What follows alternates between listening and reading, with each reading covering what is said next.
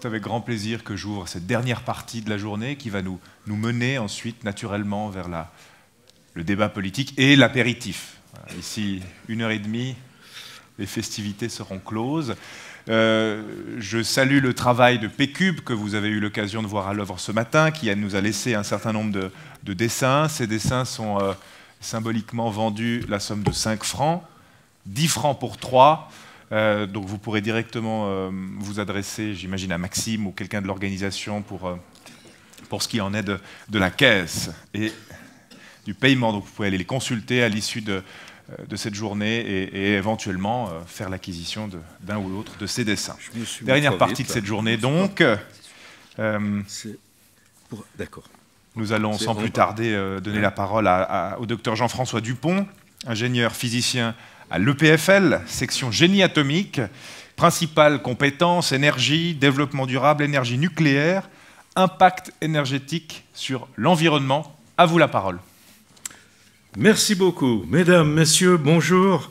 Je remercie beaucoup Monsieur Maxime Giraud, président et fondateur du Forum Venoge, de m'avoir invité à vous parler aujourd'hui. Je fais partie d'une association d'anciens routiers du terrain de l'énergie qui s'appelle Club Énergie 2051. Notre association regroupe des scientifiques qui ont été actifs dans la recherche, dans l'enseignement, dans l'administration et dans l'industrie. Nous suivons la politique énergétique de la Confédération et nous avons créé un site internet pour donner des informations qui nous semblent à la fois importantes pour comprendre ce qui se passe, mais aussi, et malheureusement, nous le regrettons, des informations qui semblent ignorées, ou en tous les cas mises volontairement de côté par la Confédération et souvent aussi par les médias. Informations ignorées qui expliquent la situation de pénurie et de prix incontrôlés qui nous menacent depuis quelque temps. Nous avons publié le 30 janvier dernier sur notre site internet un article intitulé « Électricité, le point sur une situation difficile ». Vous avez le lien internet qui est affiché sur le transparent. Je voudrais vous résumer cet article sur lequel vous pouvez aller si vous voulez en savoir plus. Ce sera ici un bref résumé. Avant la période actuelle, le système électrique avait fonctionné longtemps, ne l'oublions pas, 1, sans panne, et 2, avec des prix stables et même modérés. La recette était la suivante. Des entreprises supracantonales étaient responsables de la sécurité d'approvisionnement en électricité sur un territoire donné. Pour la Suisse romande, cette entreprise s'appelait Énergie Ouest Suisse, devenue par la suite Alpic. Elle fonctionnait comme coopérative, créée d'ailleurs à l'époque par les sociétés de distribution cantonale ou communale, comme Romande Énergie, les services industriels de Lausanne et de Genève, sociétés de distribution qui avaient en somme créé une coopérative de production en gros pour produire ce qu'elles n'arrivaient plus à produire sur leur propre territoire. Ça a été notamment le début, en somme, d'une forme de colonisation, avec tous les guillemets qu'il faut, du Valais par l'hydraulique. La Confédération ne participait pas à la gestion du système électrique. Les entreprises de production et de distribution étaient des entreprises publiques dont les actionnaires étaient des cantons et des communes. Ces actionnaires disaient en substance à leurs entreprises électriques, je les entends encore le dire à mes patrons, « Nous, on n'y connaît rien à votre métier. C'est votre job. Mais il y a deux choses que nous ne voulons pas. Nous ne voulons pas des pannes et nous ne voulons pas de hausse de tarifs abusives. » Et cela a marché longtemps. Bien sûr qu'il fallait un peu naviguer entre ces deux écueils, parce que pour éviter les pannes, il fallait investir, et pour investir, il fallait des moyens, et des fois, il fallait recourir à des hausses de tarifs. L'absence de panne est une réalité encore présente, je crois, dans les esprits. Quant aux tarifs modérés que j'ai évoqués, si le kilowattheure était ici, chez nous, un peu plus cher qu'en France voisine, la différence n'était pas du tout dans le même ordre de grandeur que la différence des prix sur les loyers ou sur le beefsteak. Et il faut bien voir que la France avait le prix du kilowattheure, le meilleur marché de toute l'Union européenne. Alors, pourquoi cette situation idéale n'a pas perduré, a volé en éclats? Et la cause, elle est liée à deux décisions politiques indépendantes, mais qui se sont additionnées un peu à la même époque. Ces deux décisions sont l'ouverture du marché de l'électricité et la politique, la décision de sortir du nucléaire. Cette décision que je remercie M. Vautravard d'avoir rappelée en soulignant combien elle était grave.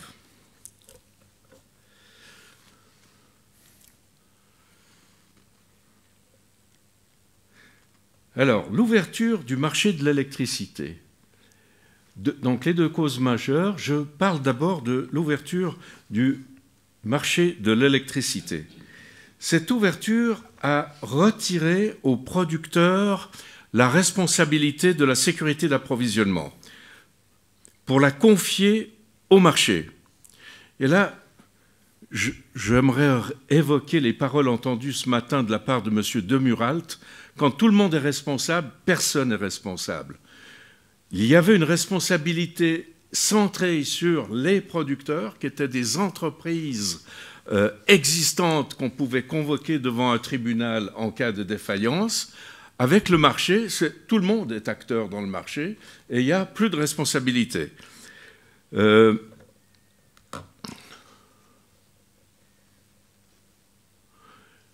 Monsieur le professeur Mathias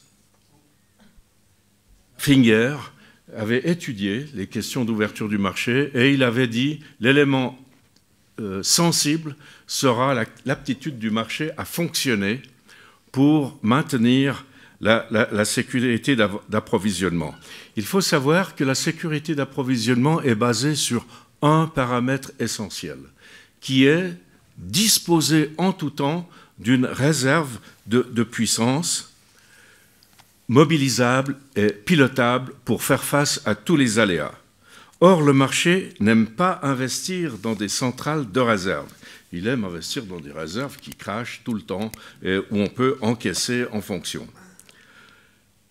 Par ailleurs, dans le marché des électriciens d'avant la libéralisation du marché, ce marché n'avait pas été créé par Bruxelles. Ça avait été créé par les électriciens de l'Union européenne sous l'égide d'une association qui s'appelait l'Union pour la coordination de la production et du transport de l'électricité.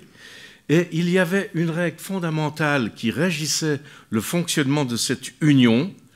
Cette règle disait que tout pays doit être autonome en électricité et disposer de sa propre réserve de production. Le résultat est là. Il n'y a plus eu d'investissement dans la capacité de production depuis plus de 15 ans maintenant. Cette réalité a été masquée longtemps par les excédents de disponibilité, de capacité de production qui subsistaient encore en Europe, mais ces excédents ont aussi fondu. Comme l'avait annoncé Michael Wider, qui est CEO d'Alpic, Alpic, c'est ce qui est devenu EOS aujourd'hui avec la fusion avec Alten, et en même temps président de l'AES, l'Association des entreprises électriques suisses, il y a 2 ans dans une grande interview dans Bilan. Si tous les pays d'Union européenne doivent importer en même temps, Nous ne savons pas comment faire cela. Maintenant, la deuxième cause qui a provoqué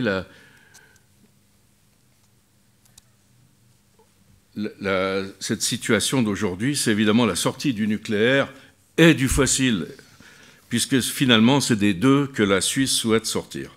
Le nucléaire est un débat difficile, un débat surtout émotionnel et clivant. La cause principale, c'est que, je crois, les militants antinucléaires ont posé la mauvaise question. Et la question qu'ils ont posée, c'est est-ce que c'est bien ou est-ce que c'est mal? Or, une technologie, même à risque, c'est d'abord un outil qui n'est ni bien ni mal en soi. C'est l'usage qui est déterminant. Donc, la bonne question qui était à poser aurait été quel est le bon usage que doit définir la société? En particulier, quelles sont les exigences de sécurité à imposer pour que l'usage du nucléaire soit acceptable? Et si et seulement si on n'arrive pas à définir des exigences de sécurité satisfaisantes qui puissent être respectées, alors cela aurait un sens d'interdire. Il faut se battre pour la sécurité du nucléaire, pas pour son interdiction aveugle. Il faut le dire aux Verts, je crois, qu'ils l'entendent s'il y en a dans la salle, je crois qu'il y en a.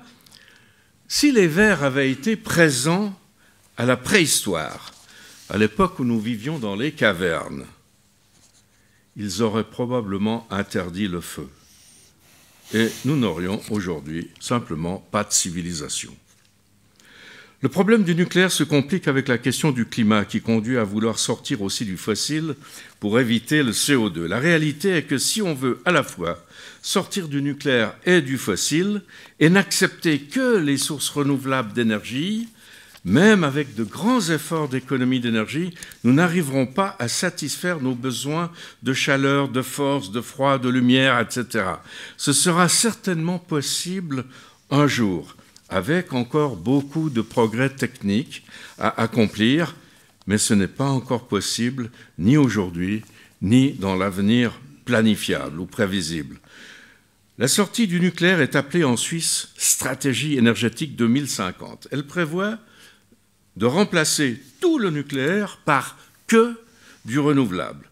Aujourd'hui, ce n'est pas possible. La raison principale est que les énergies renouvelables sont intermittentes de manière aléatoire. En absence de vent ou de soleil, il faut stocker les excédents de cette énergie produite dans les moments favorables pour les redistribuer dans les périodes de creux de production. Nous n'avons pas les moyens de stockage suffisants. Deux chiffres clés à cet égard. Oui, c'est là. Deux chiffres clés. Un moyen de stockage pourrait être le fameux pompage-turbinage. On a beaucoup parlé du complexe de Nandedrans qui a été mis en service récemment. Son volume de stockage représente 1/10 du volume du bassin de Grande-Dixence. Or, les calculs montrent que pour assurer tout le stockage de tous les kilowattheures qui en devraient produire avec de l'éolien et du solaire pour remplacer la production nucléaire, il faut 10 fois le volume de Grande-Dixence. Donc on est à 1% de la réalité. Ce chiffre, il est connu, mais moi je ne l'ai jamais vu annoncé, ni dans les journaux, ni à la radio, ni à la télévision. Ce qui est très impressionnant, de nombreuses études, depuis plusieurs années, réalisées et publiées par des institutions très compétentes, je pense notamment à l'Institut Paul Scherrer, à l'École polytechnique de Zurich. L'École polytechnique de Lausanne l'a fait à une époque, mais depuis, il y a eu un déclin. Je pense à l'époque du professeur Gardel, par exemple. Ces études montrent que la stratégie 2050 n'est simplement pas réalisable. Nous en avons fait un inventaire dans l'article que j'évoquais en début d'exposé. Je vous laisse aller regarder cette liste. Si ça vous intéresse, c'est mis de côté par notamment par la Confédération. Et aussi par beaucoup d'élus politiques et par la quasi-totalité des médias.